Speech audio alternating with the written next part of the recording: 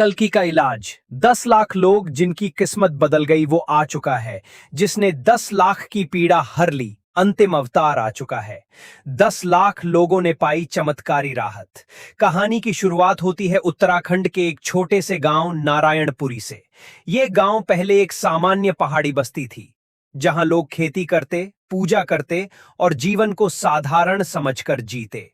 लेकिन वर्ष 2025 के मार्च महीने में कुछ ऐसा हुआ जिसने इस गांव को दुनिया भर की निगाहों में ला दिया। एक दिन सुबह के समय गांव की एक 80 वर्षीय वृद्धा माता गौरा देवी ने घोषणा की, अब समय आ गया है अंतिम इलाज का। अंतिम अवतार धरती पर आ चुका है। गांव वालों ने इसे एक और बूढ़ी स्त्री की बड़बड़ाहट समझा, पर अगले ही दिन चमत्कार शुरू हो गए। गांव के मंदिर के पास एक सफेद अश्व पर सवार, सफेद वस्त्रधारी दीप्तिमान युवक आया। उम्र कोई 25 वर्ष, आंखों में अग्नि, हाथ में कोई औषधि की छोटी शीशी। उसने अपना नाम निर्मय बताया। कोई उसका अतीत नहीं जानता, ना वो कहीं से आया देखा ना कहीं गया। उसने कहा, मैं किसी धर्म का प्रचारक नहीं, पर मैं उस मार्ग का वाहक हूं जिसे सत्य कहा गया है। मैं वो औषधि लाया हूं जो ना केवल शरीर बल्कि आत्मा के रोग को भी हरती है। शुरुआत में लोग हंसे, लेकिन जब गांव के एक लंगड़े बालक को उसने कुछ बूंदें दी और बच्चा अगले दिन दौड़ने लगा, तब सब चौंक गए। फिर एक कैंसर पीड़ित महिला ठीक हो गई। फिर एक दृष्टिहीन युवक की आंखों की रोशनी लौट आई।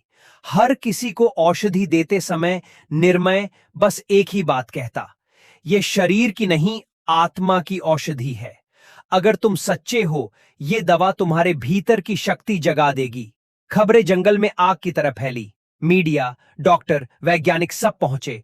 कोई कैमरा उसकी औषधि की रचना नहीं पकड़ पाया, कोई लैब उसकी रचना को नहीं समझ पाया, क्योंकि वो औषधि केवल उन्हीं पर काम करती थी जिनके भीतर श्रद्धा और सच्चाई थी। कुछ लोगों को उसने दवा देने से मना कर दिया, कहा, तुम्हारे भीतर अभी भी छल है, जब अपने कर्मों से मुक्त होगे तब ये काम करेगी। धीरे धीरे यह आंकड़ा 10 लाख लोगों तक पहुंच गया। भारत से अमेरिका, जापान से रूस, हर जगह के रोगी, पीड़ित, असहाय वो औषधि मांगने आए। और हर बार निर्मय ने एक ही उत्तर दिया, मैं कोई ईश्वर नहीं, लेकिन जो शक्ति मुझे दे रही है वही शक्ति तुम्हारे अंदर। कहानी की शुरुआत होती है 2025 के वसंत में, जब हिमालय की गोद में बसे एक छोटे से गांव शांतिपुर में पहली बार अजीब घटनाएं घटने लगी। ये गांव वर्षों से दुनिया की नजरों से दूर, शांत और साधारण जीवन जीता आ रहा था। लेकिन एक दिन गांव के प्राचीन मंदिर की घंटियां रात के 3 बजे अपने आप बज उठीं।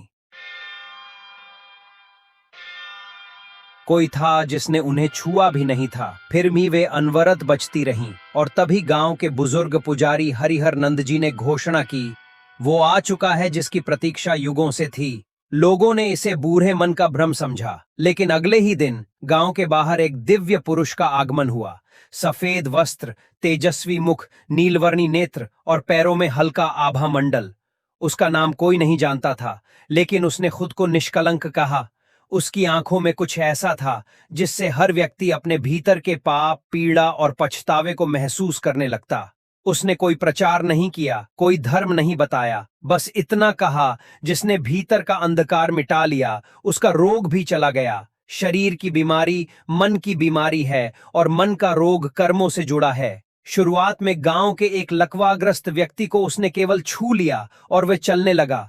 फिर एक 40 वर्ष से अंधी स्त्री को उसने अपना हाथ छूने दिया और उसे दृष्टि मिल गई। धीरे धीरे यह खबर फैली, पहले सैकड़ों, फिर हजारों और फिर दुनिया भर से लोग आने लगे।